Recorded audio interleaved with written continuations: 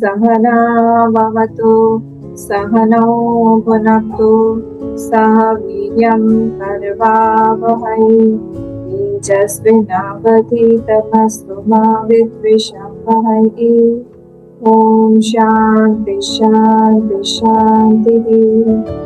ॐ गणानां त्वा गणपतिं नमामि कविं कवीनामुपमश्रवस्तमम् ज्येष्ठराजं ब्रह्मणां ब्रह्मणस्पत आनश्चिन्वन्तिभिः ॐ श्रीमहागणपतये नमः।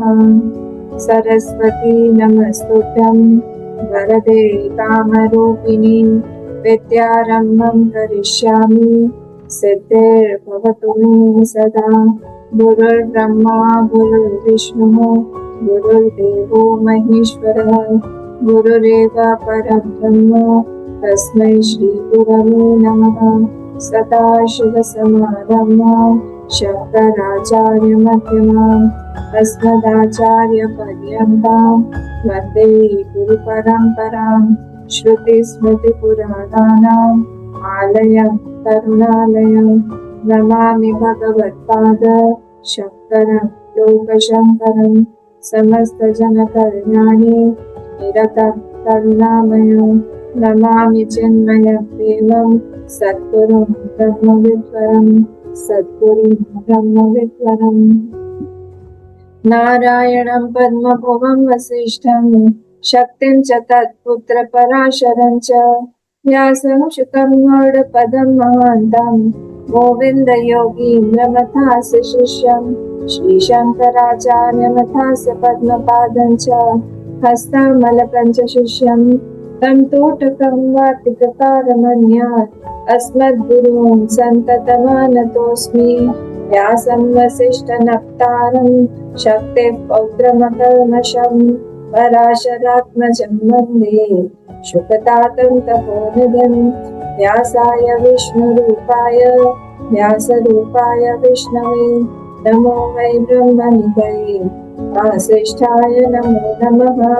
अचतुर्वदनो ब्रह्म विबाहुरपरो हरिः अबाललोचनः शम्भुः भगवान् बादरायणः भगवान् बादरायणः।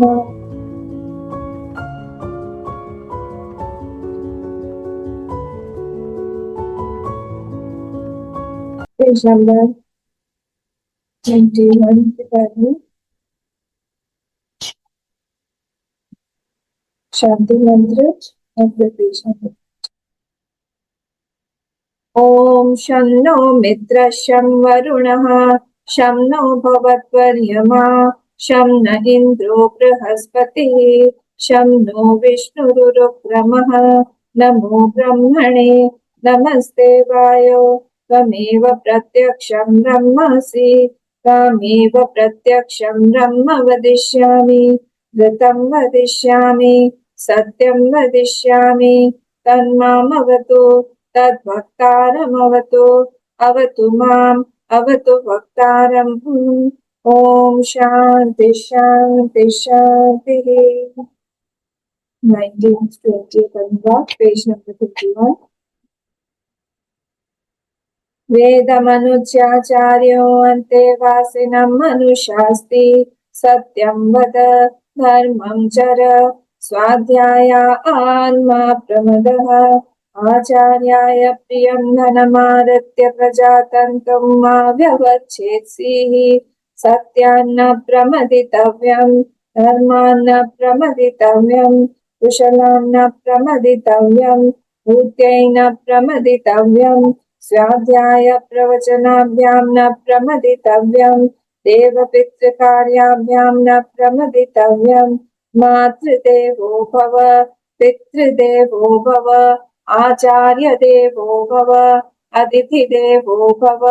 यान्यनवद्यानि कर्माणि तानि सेवितव्यानि नो इतराणि यान्यस्माकं सुचरितानि तानि त्वयोपास्यानि नो इतराणि। ये के चास्मच्छ्रेयागंसो ब्राह्मणाः तेषां त्वयासनेन प्रश्वसितव्यम् श्रद्धया देयम् अश्रद्धया देयम् श्रिया देयम् प्रिया देयम् प्रिया देयम् संविदा देयम् अथ यदि ते कर्म विचिकित्सा वा वृत्त विचिकित्सा वा स्यात्।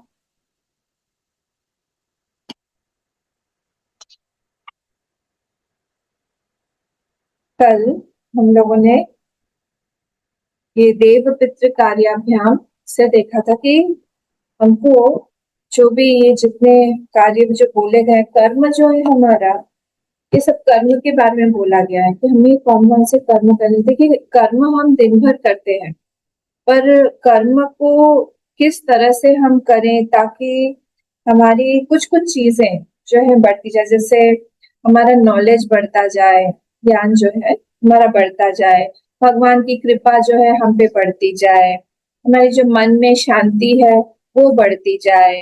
फिर कोई भी सिचुएशन बाहर से चैलेंजेस आ रहे हैं, उसमें वी रिमेन अनपर्टर्ब्ड। हम इसी कर्म के थ्रू ही हमारे माइंड की बहुत सारी पॉसिबिलिटीज को जनरेट कर सकते हैं। जो अभी सुप्तावस्था में टॉर्मेंट है, वो उसको जनरेट करने के लिए ही कर्म है। जैसे कोई अगर नाइफ को शार्प करना है, अगर जो छुरी है वो बहुत ऐसे हो गई, ब्लंट हो गई है, तो उसके लिए हमको पत्थर के ऊपर हम खींचते हैं, सरफेस कैसा होना चाहिए, रफ। वैसे ही ये कर्म जो है, जितना हम लोग बाहर अपने माइंड को रगड़ते जाएंगे, जो गुरुदेव हमेशा बोलते हैं कि अलर्ट होना चाहिए माइंड, विजिलेंट होना चाहिए माइंड, और क्वाइट भी उसी साइमल्टेनियसली होना चाहिए माइंड। तो वो सारी की सारी चीजें हम इस कर्म से ही अपनी शुद्धता को बढ़ा सकते हैं, ज्ञान को प्राप्त कर सकते हैं। बहुत सारी चीजें कर्म को अगर हम ठीक ठाक कर पाए, तो ये सारे के सारे कर्म ही बताए गए हैं यहाँ। ये हमारा दिनचर्या किस तरह से होना चाहिए, किस तरह से हमको अलर्ट रहना चाहिए, कहाँ पर हम लोग ज्यादा वल्नरेबल हो जाते हैं। जहां हम वल्नरेबल वल्नरेबल मतलब कोई सिचुएशन जो हमारी वासना है ज्यादा, हमको पता है कि अब यहाँ पर कुछ गड़बड़ होने वाला है, वहां पर क्या हम फुटस्टेप्स को अपने ही देख पाते हैं कि हाँ अभी यहाँ पर हमारा माइंड विचलित होने वाला है, या कोई ऐसी सिचुएशन आ रही है जहां पर हम अपना बैलेंस खो सकते हैं, इक्विलिब्रियम हमारा खो सकते हैं। तो हम पहले ही क्या देख पाते हैं, और देख के भी पहले ही क्या से हम तैयारी कर पाते हैं उस चीज की। ये सारी चीजों के लिए यहाँ पर ये श्रुति माँ या फिर हमारे जो आचार्य हैं, जो अभी कन्वोकेशन सेरेमनी में अपने स्टूडेंट्स को बोल रहे हैं जाने के पहले कि धर्म और कर्म ये सब चीज हमको जान पता हो, ताकि हम जब जाएं बाहर तो हम उसको अच्छे से कर पाए, हम हमारी वल्नरेबिलिटी को थोड़ा कम कर पाए, हमारे इंसुलेशन हमारे आसपास में हो। जैसे हम ठंडे देश में जाते हैं तो हम गर्म कपड़े लेके जाते हैं, बारिश में जा रहे हैं तो हमारे पास अम्ब्रेला होता है। उसी तरह से कर्म करने जा रहे हैं तब ये वाला ज्ञान हम लोगों को हेल्प करता है। और इस ज्ञान के साथ में जब हम कोई भी कर्म करेंगे तो हम मैक्सिमम फ्रूट उस चीज का ले सकते हैं, फल हमारे पास में मैक्सिमम आएगा। इस चीज को हमको लाइटली नहीं लेना चाहिए। जैसे वो होता है ना, कमांडमेंट्स होते हैं दूसरे धर्मों में, वो होता है 10 कमांडमेंट्स है, हमारे पास में इतने कमांडमेंट्स दिए हुए हैं श्रुति ने कि तुम इसको इस तरह से करो, मातृदेवो भव, पितृदेव पितृ कार्याभ्याम न प्रमदितव्यम। शुरू से ही ये धर्मान न प्रमदितव्यम, ये सारा का सारा जितना है, धर्मम चर सत्यम वद से लेके पूरा का पूरा ये कमांडमेंट्स ही तो है। हमको पता होना चाहिए कि सत्यम क्या है। हर जगह पे जाके हम सत्य सत्य सत्य बोले, वो भी ठीक नहीं है। तो अलग अलग तरीके से हमको अलग अलग चीजें बताई गई हैं यहाँ पर, ताकि हम उस धर्म को अच्छे से जाने, जिससे कि हम अपने कृपा को, अपने ऊपर की कृपा को हम बढ़ा पाए, जिससे हम अपने माइंड को स्ट्रॉन्ग कर पाए, एकदम हमारे अंदर में जो जितनी जो कमियां हैं उसके ऊपर हम कर्म कर पाए। ठीक है, तो इसलिए ये बहुत इंपॉर्टेंट एरिया होता है, क्योंकि कोई भी चीज अगर हम बार बार बार बार बार बार कर रहे हैं तो माइंड के अंदर इम्प्रेशन पड़ने लगता है। वो माइंड जब इम्प्रेस हो जाता है तो हैबिट बन जाती है, और हैबिट से ही हमारी वासना बनती है। तो इसीलिए कई सारे मिसिंग लिंक्स हो सकते हैं हमारे जीवन में। अगर कोई प्रॉब्लम आ रही है, हमें पता नहीं होता है, हम अपने कर्म फल को, हम अपने किसी परिस्थिति को दोष देते हैं। और वहां पर अगर हम पीछे जाके देखें तो हो सकता है कि इनमें से ही कोई ना कोई कर्म को हम मिस कर रहे हैं, मिस आउट कर रहे हैं। अगर हम उसको करेंगे तो हमारा जीवन थोड़ा सा अच्छा होने लगेगा। अलर्टनेस चाहिए इसीलिए, तो इसीलिए ये सारी चीजें यहाँ पे बताई गई हैं कि हम उस तरह से अपने जीवन को जिए। और देव पितृ कार्याभ्याम न प्रमादितव्य, प्रमाद जो है तो उसका मतलब ही कल हमने ये देखा था कि हमारे माइंड में उसके प्रति कम इम्पोर्टेंस है। उस चीज को इम्पोर्टेंस जागृत करवाने के लिए ये सारी चीजें यहाँ बताई जा रही है कि हम उनके कर्तव्यों में, कि हमारा कुछ ना कुछ एक रिस्पॉन्सिबिलिटी वहां बन जाता है जहाँ पर हम ऋणी हैं। जहाँ हम ऋणी हैं वहां पर हमको देना पड़ेगा। अगर नहीं देंगे तो फिर हमको वो ऋण की जो जगह है वहां पर हमको प्राप्त होना बंद हो जाएगा। प्राप्तव्य जो स्थान है वहां पर हमेशा हमको बहुत हम्बल होके रहना चाहिए, विनम्र होके रहना चाहिए, देते रहना चाहिए। कुछ कुछ प्राप्त जो जहाँ से हम प्राप्त करते हैं वो 3-4 स्थान ऐसे हैं हमारे जिनको हम कभी भी, जिनसे हम खाली नहीं हो सकते। माता हुई, पिता हुए, आचार्य हुए, कोई बड़ा ऐसा व्यक्ति आया। तो कल यहाँ पर हमने देखा था पेज नंबर 48 पे, ये केच विशेषता आचार्यत्वाद आचार्यत्वादि धर्म ही अस्मत्तः श्रेयांसः प्रशस्यतरास्ते च ब्राह्मणाः न क्षत्रियाद क्षत्रियादयः तेषाम् आसनेन आसनदानादिना त्वया प्रश्वसितव्य। तो यहाँ बोल रहे थे कि अगर ये 4 के अलावा भी कोई श्रेष्ठ व्यक्ति हमारे घर पर आए तो हम लोग को तैयार रहना चाहिए। क्यों? क्योंकि हो सकता है इनसे हमको कुछ सीखने को मिले। तो वहां पर आसन जो था वर्ड, वहां पे 2 व्युत्पत्ति थी उसकी, अगर आपको याद हो, तृतीया भी थी और सप्तमी भी थी। तो आसन है ना मतलब बैठा के मतलब ने भगवान श्री कृष्ण का एग्जाम्पल दिया था कि उन्होंने पहले बैठाया नहीं बाहर से ही पैर धुलाए, फिर बाहर हाथ पैर मुंह धुला के फिर वो अंदर लाए, उनको कुछ खाने पीने को दिया, आराम करवाया, हाथ पैर दबाए। उस तरह से उनकी सेवा होनी चाहिए। जो कोई श्रेष्ठ व्यक्ति हमारे जीवन में या हमारे फैमिली का मेंबर हो, कोई आता है हमारे घर में, तो यहाँ ब्राह्मणाः का मतलब क्या हुआ था? कोई गुणों के साथ में, कोई सत्व गुण के साथ में हो, रजोगुण के साथ में नहीं है, कोई सत्व गुण के साथ में हो, वो उसके लिए हमारा मन वैसा होना चाहिए। आसनेन आसन दानादिना, और दान भी देखिए, आसनेन आसन के बाद में स्लैश कर दीजिएगा क्योंकि वहां पर दान आदिना है, दान एक्सेट्रा भी देना चाहिए। कोई श्रेष्ठ व्यक्ति अगर हमारे घर में आया तो जैसे मैंने कल बताया था, जैसे पहले के जमाने में गाय दान दे देते थे कि आप घर में आए हैं हमारे, गाय आपके लिए है, उस तरह से। और एक और आसने मतलब क्या हो गया, यहाँ पर वो भाव व्युत्पत्ति हो गई सप्तमी में, जो 3rd लाइन में तेषा आवा आसने गोष्ठी निमित्ते समुदिते। तो वहां पर अगर कोई ऐसे बैठे हुए हैं, गोष्ठी निमित्ते का मतलब क्या होगा कि कोई असेंबली है लर्नेड पीपल की, बहुत बड़े बड़े लोग हैं वहां पर बैठे हुए हैं, किसी एक टॉपिक पर वो लोग डिस्कस कर रहे हैं। वहां पर जाके हमको किस तरह से हमारा आचरण होना चाहिए। ऐसा नहीं होना चाहिए कि जोर जोर से हम कुछ बात करने लग गए या बीच में से ही सबको काट के हमने अपना प्रश्न रख दिया हो, उनके व्यवधान हो गया उनके टॉपिक्स में, या उनके थॉट फ्लो में कुछ व्यवधान हो गया। इस तरह से नहीं होना चाहिए। जब हम ज्यादा बोलते हैं तो दूसरों को डिस्टर्ब होता है। क्वेश्चंस है, क्वेश्चंस के का टाइम आएगा तब क्वेश्चन आंसर पूछिए। तो और प्रश्वसितव्य मतलब जोर जोर से सांस लेना, वो सब भी नहीं होना चाहिए। हम शांति से बैठे, बहुत जोर से चल के आए, जोर से सामान रख दिया, जोर जोर से सब कुछ, बहुत कोई कोई व्यक्ति बहुत लाउड होता है। वहां पर हमको सॉफ्ट होना चाहिए, हमको पता होना चाहिए कि बड़े लोग हैं, हम लोग सॉफ्टली रहे। ऐसे भी नहीं होना, कोई कोई इतना सॉफ्ट होता है कि समझ में नहीं आता पीछे आके खड़ा हुआ है, ऐसे भी नहीं होना चाहिए। तो थोड़ा सा हम आवाज करने तो एकदम डर जाते हैं, पीछे आके इतने पास आके खड़े होके एकदम से होता है हरि हो तो हार्ट बीट स्किप हो जाती है कभी कभी, इतना कोई कोई सॉफ्ट होता है, और कोई कोई इतना ज्यादा होता है कि बाहर से चल के आ रहा है तो ही समझ में आ जाता है। दोनों ही एक्सट्रीम्स ठीक नहीं है। तो यहाँ ये बोल रहे हैं केवलम, मैंने इसको अंडरलाइन करवाया था कि नहीं पता नहीं, last line of first paragraph 48 page, केवलम तदुक्त सारग्राही न भवितव्यम। तो वो लोग जो बात कर रहे हैं, ये हर किसी में कुछ ना कुछ हमको सीखने के लिए मिलेगा। कंडीशन इज ये हमारी एंटेना खुली हुई है। अगर हमारा एंटीना बंद है, हम अलर्ट नहीं है, या हम अवेलेबल नहीं है, हमारा माइंड दूसरे कहीं पे इधर उधर घूम रहा है, तो फिर we will miss out the important points. कि वो कुछ बोलना चाहते हैं हमको, कुछ वो अपना एक्सपीरियंस के बारे में बोलना चाहते हैं हमको, तो हमारा वो मिस आउट हो जाएगा। तो यहाँ पे केवलम तद उक्त सार ग्राही ना भवितव्य, तो सार सार वहां से हम लोग एसेंस जो भी उन लोगों के बातों का है वो हम लोग उठा के ले लें, उससे सीख लें।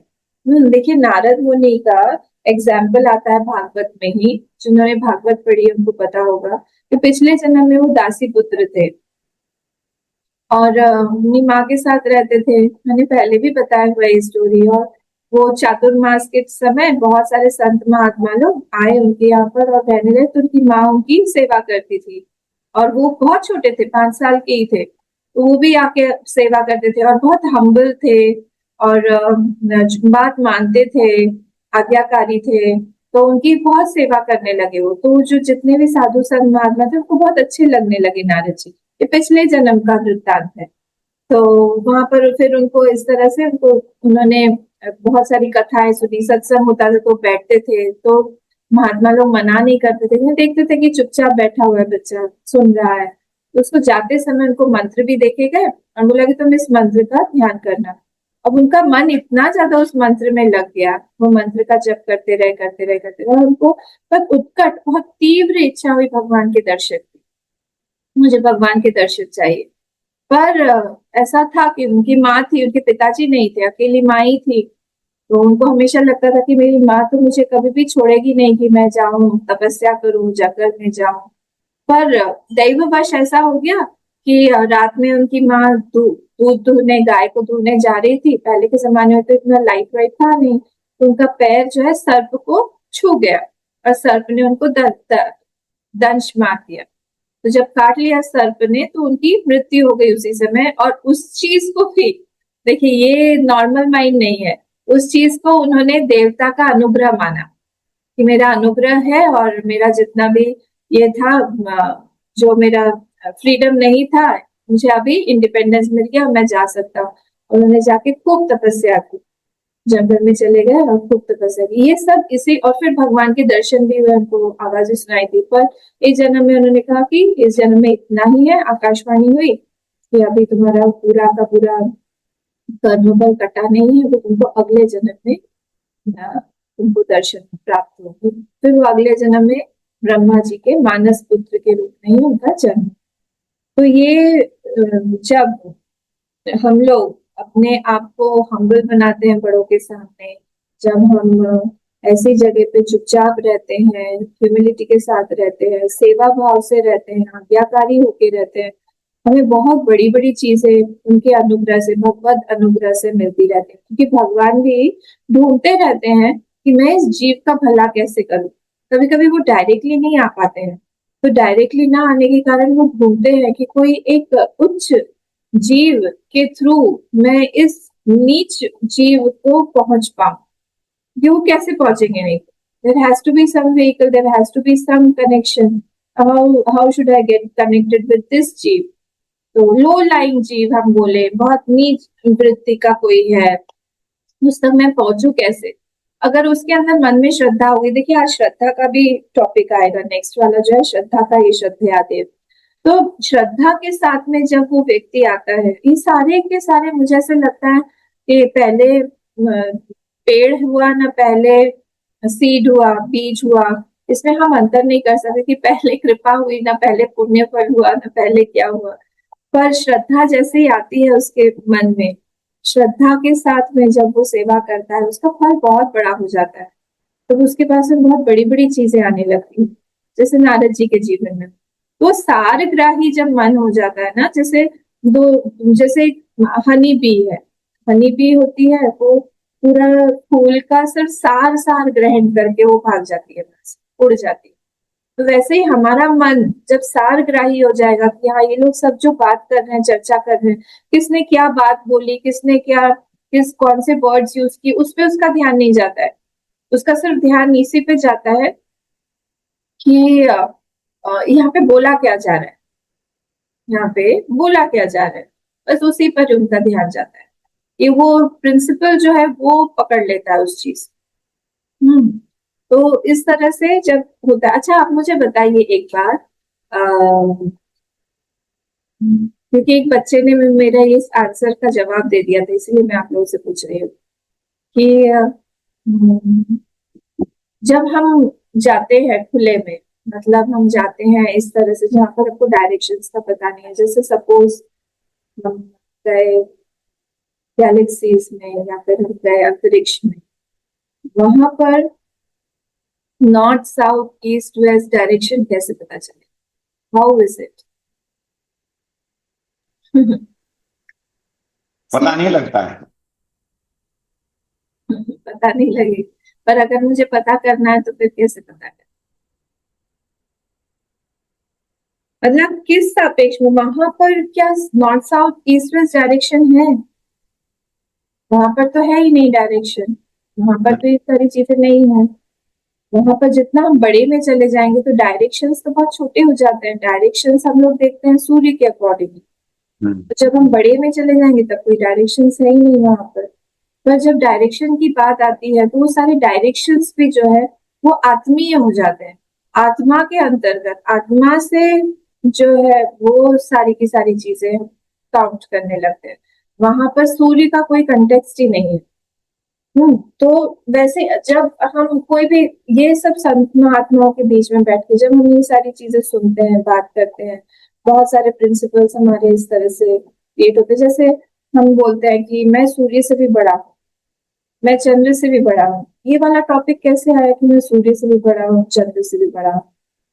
कैसे हम जानेंगे कि हम सूर्य से भी बड़े हैं? सूर्य तो इतना बड़ा है, मैं तो कितनी छोटी हूँ, हम सूर्य से भी बड़े कैसे हुए?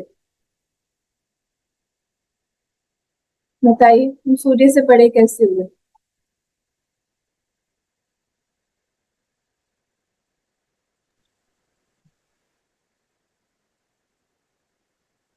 हम्म, कि हम सूर्य से छोटे हैं? जल्दी बताइए। मेरे ही कारण सूर्य चंद्रमा सब कुछ है। क्यों? वो ये राइट बोला आपने, पर मेरे ही कारण क्यों है सूर्य चंद्र? कैसे इस चीज को प्रूव करेंगे कि मेरे ही कारण है? मेरे ही कारण क्यों है सूर्य चंद्र? सही है, मेरे ही कारण। कहाँ पे देखते हैं हम सूर्य चंद्र? अपने माइंड में देखते हैं। मन में दिखते हैं। मन तो मन हमारे के अंदर ही माइंड में दिखते हैं। देखते हैं हम। हमने जब देखा उसको तब वो क्रिएट हुआ ना। ये नहीं नहीं नहीं, तो पहले भी था। पर पहले भी था पर आपको एक्सपीरियंस था क्या? पहले भी था पर हमें एक्सपीरियंस नहीं था।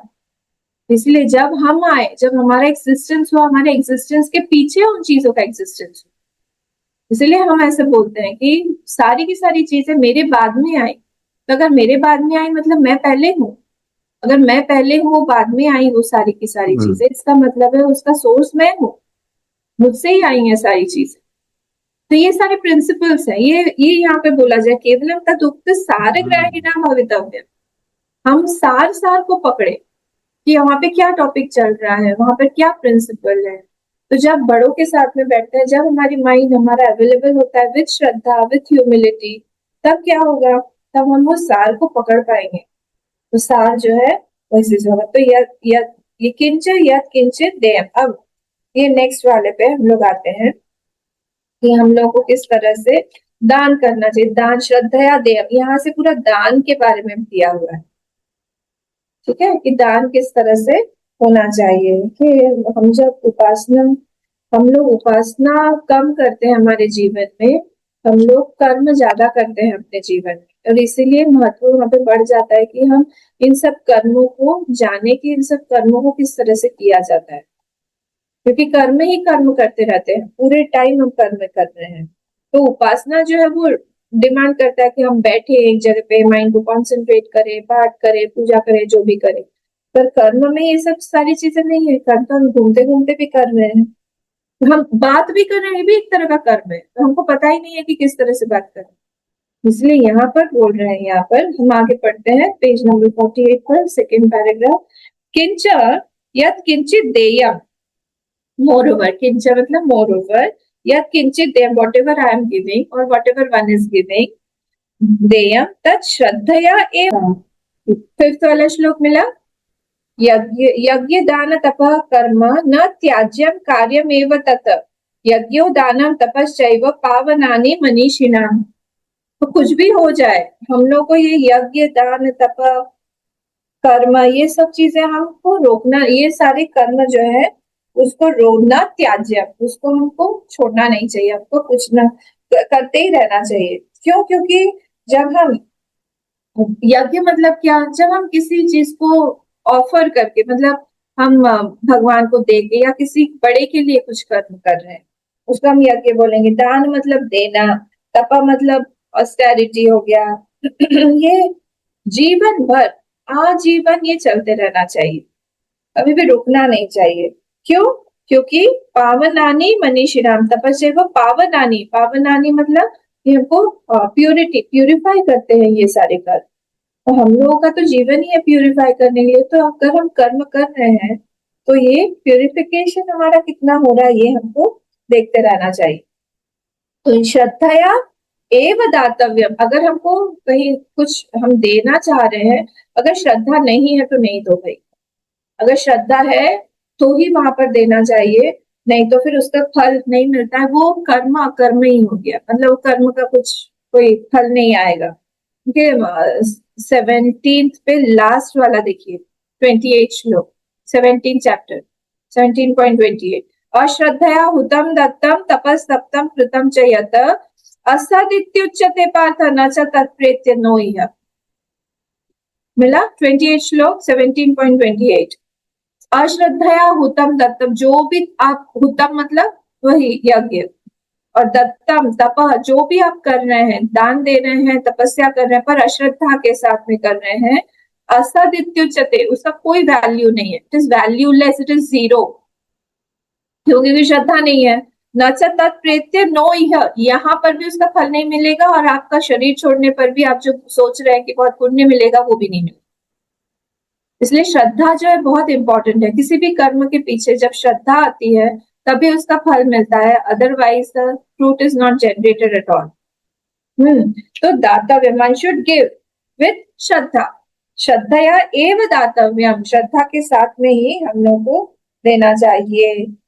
अश्रद्धया अदेयम न दातव्यम, पर श्रद्धा जहाँ पर नहीं है वहां पर हमको रिफ्रेन करना चाहिए, नहीं देना चाहिए, नहीं तो फिर दे के भी कोई मतलब नहीं हुआ देने का। ठीक है, ये चैप्टर 17 में ही देखिए, ये है ना सात्विक दान का, कौन सा, दातव्यमिति, 18 श्लोक देखिए, दातव्यमिति यद दानम दीयते अनुपकारिणे देशे काले च पात्रे च तद दानम सात्विकम स्मृतम।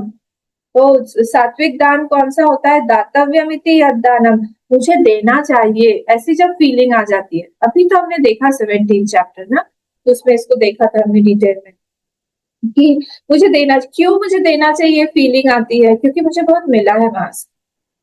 ये सबको नहीं आती है। जब ग्रेटिट्यूड होता है हृदय में, जब हमको कृतज्ञता की भावना आती है हृदय में, तब हमारे मन से अपने आप ही आने लगता है कि मैं क्या दूं, यहाँ पे कितना दूं, कैसे ये चीज जो है, ये प्रॉब्लम जो है इसको सॉल्व किया जाए।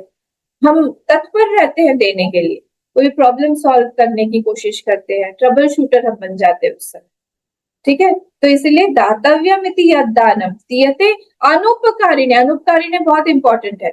उपकार जिसने किया हुआ है वहां पर अगर हम लोग देंगे तो वो तो बार्टर सिस्टम हो गया, वो तो वर्णिक बुद्धि हो गई। पर यहाँ पर जिसने नहीं कुछ किया हुआ है, वहां पर भी अगर हमको देने की भावना हो रही है, उसको हम जो बोले, मतलब मुझे बदले में कुछ नहीं चाहिए, मैंने बस दिया है, नहीं नहीं नहीं बदले में मेरा नाम लिखवा दो, नहीं नहीं नहीं ये यहाँ पर नीचे टाइल में मेरा नाम लिखवा दो, आप चाहिए वृंदावन में ढेरों आपको नाम के साथ में टाइल्स मिलेंगे, उसके ऊपर से हम लोग चल चल के जाते हैं, तो यही इच्छा है कि नाम रहे, तो वो सात्विक दान में नहीं आएगा। क्योंकि मैंने क्या किया है, अनुपकारी ने मुझे कुछ बदले में चाहिए, ये राजसिक दान हो जाएगा। ठीक है, देशे काले च पात्रे च तद दानम, देश काल और पात्र को के साथ में जब हम लोग देते हैं तब वो दान क्या हो जाता है, उस समय वो सात्विक दान हो जाता है। उस समय हमको ये नहीं देखना चाहिए कि I am giving to some individual, मैं किसी एक व्यक्ति को दे रहा हूँ, ये नहीं होना चाहिए। ठीक है, everything depends on our intention, ना कि हमारा इंटेंशन क्या है, हम क्या देख रहे हैं, हमारा पर्पस क्या है। अगर हम वही सेवा जो है हम किसी के लिए करते हैं, भगवान मान के करते हैं। कई सारे जो मैंने देखे हुए डॉटर इन लॉज जो है वो अपने मदर इन लॉ या फादर इन लॉ की सेवा करते हैं, हाँ, सास ससुर की सेवा करते हैं। पर कुछ कुछ लोग होते हैं बहुत चिड़चिड़ चिड़चिड़ चिड़चिड़ करके कर रहे हैं, सारा काम करेंगे पर कंटिन्यूअसली उनके माइंड में ही चलता रहेगा, मुझे ही करना पड़ता है, क्यों करना पड़ता है, इतना चिल्लाना पड़ता है, इतना सुनना पड़ता है, सब कुछ मैं ही हूँ, मैं ही फंस गई हूँ यहाँ पर कर भी रहे हैं। फल कैसा आएगा, एकदम न्यून आएगा।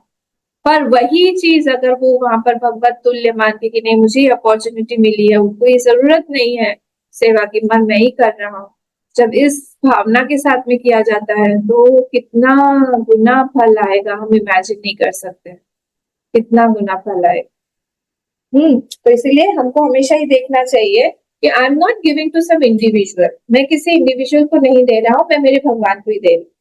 चाहे हम इंडिविजुअल को दे रहे हैं पर वहां पर यही समझ के देना चाहिए कि मेरे भगवान ने इस चीज को लिया हुआ है, नहीं तो फिर वो राजसिक दान में आ जाएगा। अगर I am giving to an individual फिर वो राजसिक में आ जाएगा, मतलब माइंड से। ठीक है, तो इसीलिए ये जब हम फील करते हैं कि मुझे बहुत मिला है और मुझे ग्रेटिट्यूड एक्सप्रेस करने का एक तरीका है और मैं थैंक्स बोलना चाहता हूँ, और तब जब देते हैं तब विदाउट एक्सपेक्टिंग एनी रिटर्न, तब जाके ये सात्विक दान में आ जाता है। तो यहाँ पर ये श्रद्धया दातव्यम, श्रद्धया देयम, इसी चीज को यहाँ पर बोला गया है। हाँ, बहुत बड़े बड़े डोनर्स होते हैं, हमने तो यहाँ पर कुछ देखा ही नहीं।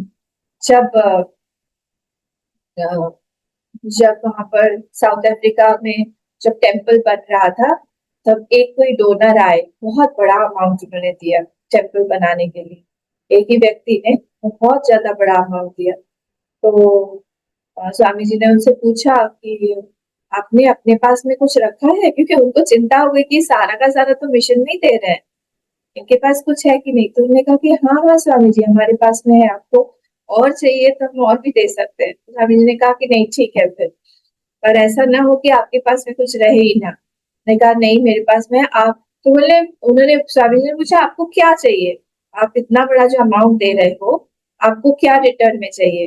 तो उन्होंने कहा मुझे बस आपका आशीर्वाद चाहिए, आशीर्वाद दीजिएगा कि मैं दाता और ज्यादा दाता बन के रह पाऊं, और देता रहूं और देता रहूं और देता रहूं, ताकि मुझे मेरे भगवान की और गुरु परंपरा की ब्लेसिंग्स मिलती रहे।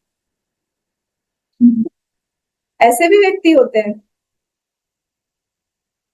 तो ये जो चीज है नहीं, भाव देख के ही मन में कितना अच्छा लगता है कि उनको कुछ भी रिटर्न में नहीं चाहिए, और काफी बड़ा था अमाउंट, सच में मतलब आश्चर्य होता है कि ऐसे भी डोनर्स होते हैं।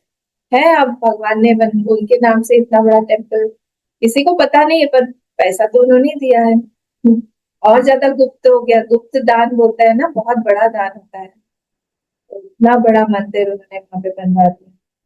ठीक है, तो ये चीज, ये भाव जो है ना ये इम्पोर्टेंट होता है कि हम वहां पर भाव, किस भाव से हम दे रहे हैं, किस इंटेंशन से हम कर रहे हैं, किसके लिए हम दे रहे हैं।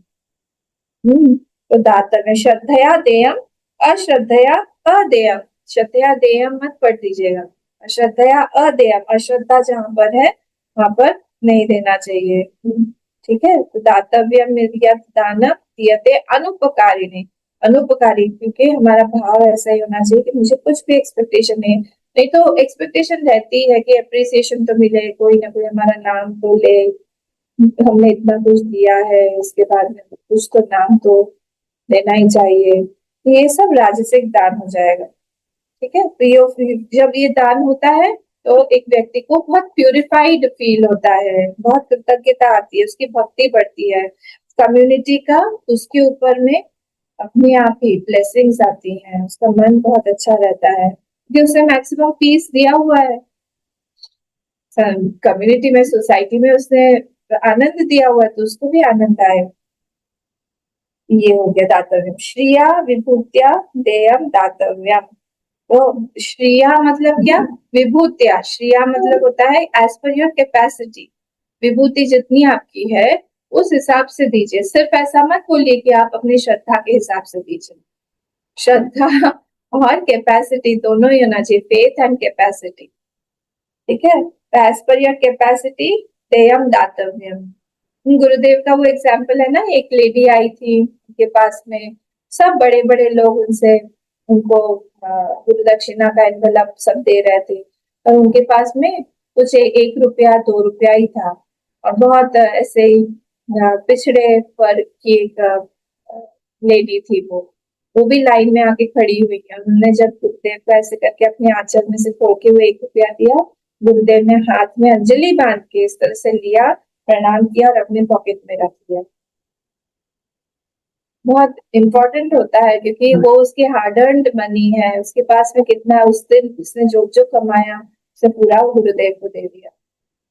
तो डिपेंड करता है कि हमारी कैपेसिटी कितनी है। अगर हमारी 100 रुपए की कैपेसिटी है और हम लोग 99 रुपीज दे रहे हैं, तो बहुत बड़ा एक फल देगा ना। और हमारे पास में कैपेसिटी है 1 लाख देने की और हम लोग 99 रुपीज दे रहे हैं, तो सोचिए क्या फल आए। डिपेंड करता है कि हमारा विभूतिया देय दातव्य, हमारी विभूति कितनी है, हमारी कैपेसिटी कितनी है, उस हिसाब से हम लोग को देना चाहिए। क्रिया लज्जया च देयम, फिर शाइनेस, ये हम जो है बहुत, हम देने वाले कौन होते हैं? तो एक एक मन में एक शब्द ये होना चाहिए कि हम ये सब कुछ तो हमारा नहीं है, हमको तो किसी ने दिया है, और वही जो है दिलवाना है किसी और को। ये सब तो हमने किया ही नहीं है, यहाँ पर हमारा कुछ हाथ ही नहीं है, सब भगवान का ही है।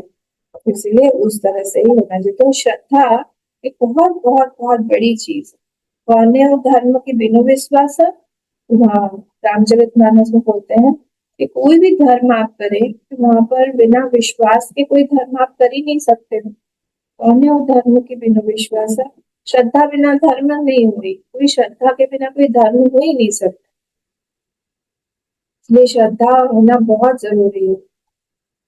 ठीक है, अश्रद्धा से ये आया ना श्लोक, अश्रद्धा हुतम दत्तम तपस्तप्तम कृतम जयत असद इत्युच्यते। ये सारा का सारा असद ही हो जाएगा, है ही नहीं, उसका कोई चांस ही नहीं है।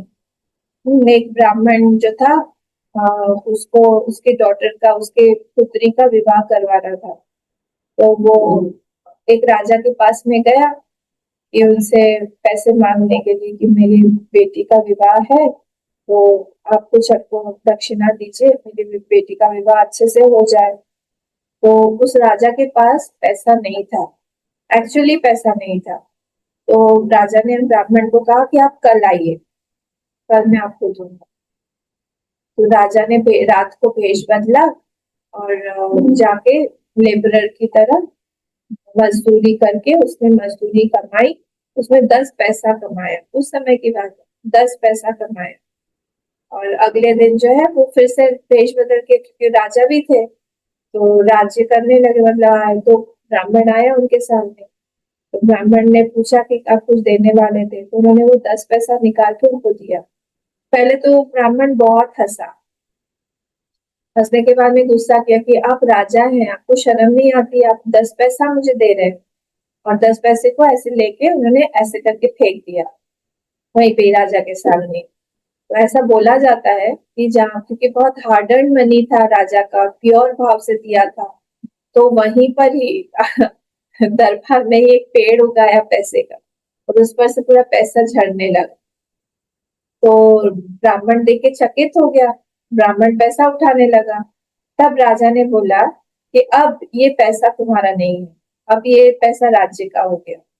क्यों? क्योंकि जब मैंने तुमको दिया था ये, तब तुमने उसको धुतकार दिया, उसको तुमने नहीं लिया, उसका अपमान किया। अब ये वाला पैसा जो है, अब ये इस पे तुम्हारा अधिकार नहीं है, इस पे तुम हाथ नहीं लगा सकते हो, ये अब राज्य का हो गया। क्योंकि इतने श्रद्धा के साथ राजा की इतनी श्रद्धा थी, इतनी मेहनत थी, परिश्रम से उन्होंने वो 10 पैसा कमाया था, दिया। तो ऐसा होता है, श्रद्धा परिश्रम का मिश्रण जब होता है, विनम्रता होती है, प्रेम जब होता है, उसका बहुत बहुत बड़ा फल आता है। अब जिस बिल्डिंग में मैं बैठी हुई हूँ, वो बिल्डिंग जो है आप लोगों को पता ही है, वो सज्जन जी ने बनवाई है। कितने श्रद्धा से, कितने प्रेम से उन्होंने सबको इकट्ठा करके, पूरे फैमिली मेंबर्स को, बहुत सारे 500 मेंबर बना लिए थे उन्होंने, न्यू बिल्डिंग बनाई। कितनी पुख्ता और कितना कैसा एक बिल्डिंग है कि इतने सारे भूकंप को भी झेल के खड़ा हुआ है। और हम लोग इतने एक्टिविटीज कर रहे हैं, इतनी सारी चीजें यहाँ पे कर रहे हैं, इतने स्वामी आते हैं, इतने ब्रह्मचारी आते हैं, सब यहाँ रहते हैं। कितना बड़ा काम उन्होंने किया अपनी श्रद्धा से। मनोरमा अम्मा की बात आप सोचिए, उन्होंने श्रद्धा के साथ में दिया, तो श्रद्धा के साथ में इतने बच्चों को इतना एजुकेशन आज मिल रहा है। श्रद्धा के साथ, श्रद्धा से ही तो सारी बातें होती है ना। हमारे पास में बहुत कैपेसिटी है, हमारे पास में कम कैपेसिटी नहीं है, पर हमारी इच्छा नहीं होती है देने की। जहां पर इच्छा होगी वहां पर अपने अपने आप ही हमारा पैसा निकल आएगा, अपने आप ही हमारी एनर्जी निकल आएगी, अपने आप हमारा टाइम निकल आएगा। इच्छा की बात है ना, और कुछ नहीं। तो समझ में आता है कि किसकी कितनी इच्छा है, किसकी कितनी श्रद्धा है, उसी से ही उसी को ही फल मिलता है, किसी और को नहीं मिलेगा, उसी को ही मिलता है। बड़े बड़े कार्य होते हैं श्रद्धा से, जहाँ पे श्रद्धा नहीं होती है वहां पे देख ही सकते हैं। मुझे तो हमेशा मनोरमा अम्मा की बात लगता है कि उन्होंने किस तरह से मिशन को इस तरह से दे दिया, अपना घर दिया, अपना स्कूल दे दिया, और इतने बच्चों का इतना भला हो रहा है। यहाँ पर आसपास के कितने लोग कितने अपने अपने बच्चों का, जब कोई बोलता है, मुझे कहीं कहीं जाती हूँ मैं, कि हम उस स्कूल में पढ़े हुए हैं, अब उनका बेटा डॉक्टर है, कोई इंजीनियर है, एक को तो आईआईटी में भी मिला हुआ है। मुझे लगता है अच्छा है, हमारे स्कूल से मेरे आने के बहुत पहले की बात है, अब तो बहुत बड़े बड़े हो गए हैं बच्चे। पर कैसा होता है ना, अब ये सारा पुण्य तो उन्हीं को जा रहा है, कंटिन्यूअसली तो उन्हीं के पास में ही जा रहा है। तो ये बात हमको ध्यान में रखनी चाहिए। श्रद्धा बहुत बहुत बड़ी चीज है। एक और वो कथा आपको पता है ना, क्या हुआ था, श्री कृष्ण सत्यभामा में कुछ तो भी बात हुई थी। चलिए, नारद जी आए थे शायद, तो नारद जी ने उनसे कहा, मुझे स्टार्टिंग की स्टोरी भी इतनी क्लियर नहीं याद है, पर नारद जी ने कहा था सत्यभामा जी को कि आपका जो सबसे प्यारी चीज जो वस्तु है वो आप मुझे दे दो, सबसे महत्वपूर्ण है, सबसे प्यारी। तो उन्होंने कहा वो तो मेरे कृष्ण ही है सबसे प्यारी वस्तु। बोले बस फिर कृष्ण मेरे हो गए। कृष्ण भगवान को देख के बोलते चलो मेरे साथ में, अब तुम मेरे दास हो गए। तो कृष्ण पीछे पीछे चलने लगे, तो मजा देख रहे थे, पीछे पीछे चलने लगे। तो सब रानियां, रुक्मिणी जी वगैरह सब लोग आ गई। ऐसे तो नहीं हो सकता, आप इनको लेके तो नहीं जा सकते हो, आपको क्या लगता है ये सिर्फ आप ही क्या है, ऐसा तो नहीं, हमारे भी है, हमने तो नहीं दिया। बोले ठीक है ठीक है, सबके हैं, एक काम करिए, इनके इनको तुला भार करते हैं, और इनके सम जितना भी वजन होगा वो आप कुछ ऐसा तोलने के लिए दे दीजिए, कुछ जो भारी वस्तु इम्पोर्टेंट वस्तु है, तो उससे हम लोग नाप के उतना भार में ले जाऊंगा, आपके कृष्ण को मैं मुक्त कर दूंगा। बोले ठीक है। रुक्मिणी जी तो लक्ष्मी माँ की अवतार है, उन्होंने खूब सारा गहना सोना सब कुछ चढ़ा दिया तुला पर। वो भगवान जो है वही जो है वो भारी भारी बन के बैठे रहे, तो ऊपर ही नहीं उठ रहा है, ऊपर ही नहीं उठ रहा है। क्या कर सकते हैं, पूरे संसार का सोना डाल दिया, उस पर नहीं हुआ। सत्यभामा सारी रानियां रो रही हैं, वहां से एक ब्राह्मण जा रहा है। मैंने कहा कि चल क्या रहा है ये, भगवान को दास बना के लेके जा। कौन लेके जाए, नारद मुनि लेके जाए। तो अच्छा ऐसा तो नहीं हो सकता। उन्होंने दूर से ही एक तुलसी का पत्र लिया, प्रणाम किया, आंसू से उसको पूरा भिगो दिया कि ऐसे नहीं हो सकता है, मेरे प्रभु तो प्रभु है, ब्रह्मांड के स्वामी है, ऐसे कैसे हो सकता है। उन्होंने वहां से ही उस पर फेंक दिया, और वो भार जो है नीचे आ गया, भगवान जो है मुक्त हो गए। ये श्रद्धा की वाली सब कथाएं हैं, पर किंवदंती हो सकती है, जो भी है, पर मेन चीज ये है कि हम जाने यहाँ पर श्रद्धा का इम्पोर्टेंस कितना होता है। कोई भी काम कर्म हम कर रहे हैं, श्रद्धा के साथ में कर रहे हैं, उसका बहुत फल बड़ा हो जाता है। हमारा मन शुद्ध होने लगता है, शांति आती है हमारे मन में। ठीक है, तो इसीलिए ये यहाँ पर बोला गया है, श्रिया लज्जया च देय, और फिर शाइनेस देना चाहिए कि हम क्योंकि हम देने लायक भी हमको भगवान ने ही बनाया हुआ है। इस वृत्ति से जब हम देंगे, ये चीज जो मैं दे रहा हूँ इतना उठा के, इसमें से कितना मैं देने लायक हूँ, क्वालिटीज, वो क्वालिटीज जिनके कारण ये धन मेरे पास आया है, वो सब तो भगवान ने ही मुझे दिया हुआ है, या मेरे बड़ों ने मुझे दिया हुआ है, किसी ने मुझे सिखाया हुआ है। तो इसीलिए मैं बहुत लज्जा के साथ में दे रहा हूँ। धिया जब भय न दे, भय ना मतलब फियर के साथ में, कंसर्न के साथ में हमको देना चाहिए। ठीक है, ये रिया के ही क्लोज ही है, रिया और धिया जो है ना, ये क्लोज क्लोज है। क्योंकि भय किस लिए होना चाहिए, क्योंकि हम जब कोई किसी चीज को अपना मान लेते हैं तब उसमें हमको परेशानी होती है। तो मैं इसको अपना मान के कि मैं दे रहा हूँ, ये मेरी वस्तु है, तब थोड़ा सा डर होना। कहीं पे भी आप मैं बोले, ये साधक की क्वालिटी होती है कि धीरे धीरे वो कहीं पर भी मेरा या मैं बोलने में डरने लगता है। आपने रियलाइज किया है इस चीज को? कहीं पर भी अगर मैं बोलूं कि ये चीज मेरी है या फिर मेरा है, कल ही मैं किसी को बता रही थी, मुझे किसी से भी क्लोज होने में डर लगता है, किसी से भी। क्योंकि मुझे पता है जहां कहीं पे भी मैं क्लोज होने जाऊंगी, वहां पे वो रिलेशनशिप टूट जाएगा, भगवान तोड़ देंगे। ये भगवान बहुत पॉजिटिव हो जाते हैं वहां के लिए। तो आपके लिए है कि नहीं, अभी आप लोग सोचिए। कहीं पर भी अगर आप मैं बोल रहे हैं या मेरा बोल रहे हैं, उस चीज को बोल रहे हैं, तो फिर वो चीज भगवान को अच्छी नहीं लगती।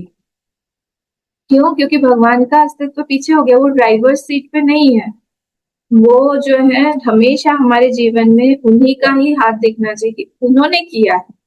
जैसे हम लोग बोलते हैं ना कि जो भी कर्म करेगी गुरुदेव का है, गुरुदेव की कृपा से हो रहा है। ये नहीं बोल रहे हैं कि अनन्या चैतन्य करवा रही है, अनन्या चैतन्य जो है इस आश्रम की जो भी है मालकिन होके बैठी हुई है, नहीं, ये हमेशा ही गुरुदेव का रहे। वैसे ही हमारा जीवन जो है वैसे हमारे भगवान का है, हमारे गुरु का है। वो जब हम बोलना छोड़ देते हैं तब भगवान आते हैं अपना डंडा लेके हाथ में। वो उस चीज से आपको डर लगता है कि नहीं? वो जब अगर डर है तो हम साधक हैं, एक्चुअल साधक है। नहीं है तो हमको डेवलप करना पड़ेगा, भगवान दिखाएंगे। भगवान को बोलिए कि आप ये मेरे मन से इसको चीज को निकाल दीजिए, तो निकाल देंगे। कुछ भी हम यहाँ पर अपना नहीं बोल सकते हैं। ठीक है, धिया दे भय न च देयम संविदा देयम। संविदा देयम, संविद मतलब होता है ज्ञान, पंचदशी में आता है ना संविद, तो संविद मतलब होता है ज्ञान। तो संविदा च, तो संविदा जो संविद मित्रादि कार्यम, मतलब स्वीटनेस, कोई भी रिलेशनशिप को हम स्वीट बनाने के लिए, कोई भी रिलेशनशिप को मधुर बनाने के लिए, संबंधों को मधुरता लाने के लिए हम दे रहे हैं। संविदा देय, संविदा च मतलब सोशल रिलेशनशिप्स जो भी हैं, देश काल पात्र के ज्ञान के हिसाब से देय, या टू फुलफिल सोशल ऑब्लिगेशंस हम दे रहे हैं, है ना? तो उस हिसाब से हम लोग दे रहे हैं यहाँ पर। तो वो ध्यान में होना चाहिए हमें कि हम क्यों दे रहे हैं।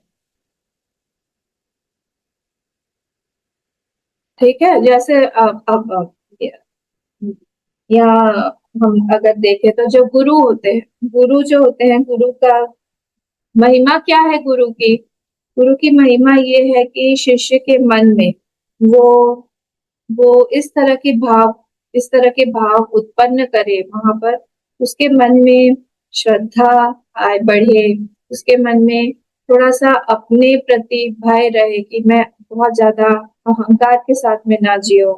उसके मन में ये रहे कि मैं जो भी कुछ हूँ आज कृतज्ञता के से, मैं सब कुछ मेरे गुरु को या फिर मेरे माता पिता को मैं अर्पण कर रहा हूँ, भगवान को अर्पण कर रहा हूँ। तो जो संत महात्माओं के साथ में जो बड़े होते हैं, यही चीज राम जी ने लक्ष्मण जी को भरत जी के लिए बोला। क्योंकि लक्ष्मण जी को भी लगा था कि भरत जी को थोड़ा सा राजमद हो गया है, क्योंकि अब वो भी अपनी सेना के साथ में आ रहे हैं यहाँ पर, और उनको भी राज्य की भूख है, लालच आ गया है, लोभ हो गया है। तब राम जी ने उनको यही बोला था कि जो बड़ों की सेवा करते हैं, जो गुरु की आज्ञा में रहते हैं, हाँ कहीं पे भी थोड़ा सा जिसने सत्संग किया हुआ है उसको ये चीज आ ही नहीं, उसके मन में आएगा ही नहीं, कृतज्ञता की भावना नहीं आएगी, वो हमेशा कृतज्ञ ही बन के रहेगा, उसके मन में हमेशा भय रहेगा। तो यहाँ पर भी यही चीज को बोला जा रहा है कि हम लोग उसी तरह से श्रद्धा के साथ में ही रहें। ठीक है, तो हमेशा हमारा हाथ जो है जो नीचे रहता है ना, जो नीचे रहता है वो हमारे ऊपर कृपा करता है। जैसे बताया ना एक स्वामी जी को चॉकलेट दिया किसी ने कि आप गरीब हो, बच्चों में बांट दीजिए। वो कार से उतरे बांटने के लिए, मैंने सामने ही देखा है, तो वो बच्चा जो है बोल के चला गया, बुला रहे थे, गरीब था, मतलब भिखारियों का बच्चा था, वो आया सामने तो स्वामी जी ने उनको चॉकलेट दिया। तो मैं बहुत छोटी थी उस समय, तो मैं भी देख रही थी कि अच्छा भिखारी को चॉकलेट मिल रहा है, हमको भी मिलेगा कि नहीं। तो भिखारी ने मना कर दिया, नहीं चाहिए, हम चॉकलेट नहीं खाते, चला गया। तब स्वामी जी ने हम लोग को बुला के बोला कि देखो ये हमको देय बनाता है, दाता बनाता है। जो लेने वाला है वो हमेशा इसलिए बड़ा होता है। क्यों? क्योंकि वो ले रहा है, ये उसका बड़प्पन है, उसको नहीं चाहिए। अगर उसको नहीं चाहिए तो हम दाता कहाँ से बनेंगे? तो हमेशा जिसका हाथ नीचे होता है वो हमेशा ज्यादा बड़ा होता है, जो देने वाला होता है वो हमेशा छोटा होता है। ये हमेशा याद रखना चाहिए। देखिए राम जी का मन कितना सॉफ्ट था, राम जी के लिए उसमें वो सुंदरकांड में आता है ना कि जो राज्य उन्होंने शिव जी ने जो राज्य रावण को दिया था, कब दिया था? उन्होंने उसके 10 सिर जो है यज्ञ कुंड में काट काट के डाले। जो संपत्ति शिव राम नहीं, दीन दिए 10 माथ, सोई संपदा विभीषण नहीं, सकुचि दीन रघुनाथ। संकोच के साथ में, बहुत संकोच के साथ में राम जी ने वो विभीषण जी को दिया। कौन सा राज्य? वही राज्य, लंका का राज्य, जो कि शिव जी ने रावण को 10 सिर अर्पण करने पर दिया था, वो पूरा का पूरा राज्य विभीषण जी को भगवान ने बहुत संकोच करके दिए। ऐसे हैं भगवान, भगवान भी इतना संकोच करके देते। हम ही लोग हैं जो इतना अपने आप को बड़ा मानते हैं, हम दे रहे हैं कितना, हम 5 रुपए दे रहे हैं किसी को, ऐसा हो जाता है हमारे साथ। बहुत शाइनेस, प्रिया लज्जया दे प्रिया, भगवान भी बहुत संकोच के साथ में वहां पर। तो जॉय जो है वो joy in giving is more than taking, ये हमको हमेशा याद रखना चाहिए। ठीक है, तो इसीलिए ये देखिए कन्यादान का भी जो वृत्ति है वहां पे भी तो दान ही है ना। बहुत लकी होते हैं वो लोग जिन्होंने कन्यादान किया हुआ। कन्यादान का भी कंसेप्ट जो है आप लोग को पता ही है कि जिस चीज में, जिस वस्तु में, जिस व्यक्ति में हमारा सबसे ज्यादा अटैचमेंट होता है, राग ममता होती है, उसी चीज का हम दान कर सकते हैं। हम दान ऐसी वस्तु का नहीं कर सकते हैं जो हम यूज नहीं कर रहे हैं, जो हमारे लिए थ्रोएबल है, जो हम अपने घर को खाली करना चाहते हैं, जहां पर हमारी ममता है। इसका मतलब ये नहीं है कि वो जो बेटी है हमारी वो कोई वस्तु है, वस्तु का दान नहीं होता है, ममता का दान। वो वस्तु से हटा के हम लोग ममता पे आए हमारा, क्योंकि कई सारी बेटियां जो है ना, आजकल के जो जनरेशन है वो लोग बहुत चिढ़ जाते हैं इस पे कि कन्या का दान क्यों बोला गया, हम कोई वस्तु नहीं है। हाँ, आपका दान नहीं हो रहा है, आपके ऊपर जो पिता का, माता का जो ममता है उस चीज का दान हो। और फिर क्या होता है, देखिए राम जी के समय में भी जनक जी ने इस चीज को पूरी तरह से पालन किया। उन्होंने सीता जी का जब कन्यादान किया उसके बाद में जनक जी ने राम जी के पैर धोए। क्यों? क्योंकि आप लेने वाले जो है वो बड़े हैं। और इसी कंसेप्ट को यहाँ पर मुझे असमीज ट्रेडिशन में पता नहीं है, पर नॉर्थ इंडिया में या फिर उस तरफ में मैंने इस ट्रेडिशन को देखा, अभी भी फॉलो करते हो कि वो लोग जो है दामाद का पैर धुलाते हैं, उनको प्रणाम करते हैं। क्यों? क्योंकि मेरी ममता को आज से आप संभालेंगे, आप उसको अच्छे से रखेंगे, आपका दायित्व बढ़ गया है, आपने उस दायित्व को लिया है, हमसे खुशी खुशी लिया है, तो आप हमेशा बड़े ही हो गए। तो जो ले रहा है वो ज्यादा बड़ा हो गया, तो इसलिए वस्तु का दान नहीं होता है, ममता का दान हो रहा है। इस चीज को हमको समझना चाहिए। ठीक है, तो यहाँ पर ये चीज हमारी संवित मित्रादि कार्य, तो यहाँ पर to fulfil the social obligation, ये सारी चीजें यहाँ पर, या तो भैयादेव संविदादेव अथ यदि ते कर्म विचिकित्सा व वृत्त विचिकित्सा व स्यात्, ये हम लोग यहाँ से बात करें। ओके, पूर्णमदः पूर्णमिदं पूर्णात् पूर्णमुदच्यते पूर्णस्य पूर्णमादाय पूर्णमेवावशिष्यते। ओम शांति शांति शांति। हरि ओम। श्री गुरुभ्यो नमः। हरि ओम।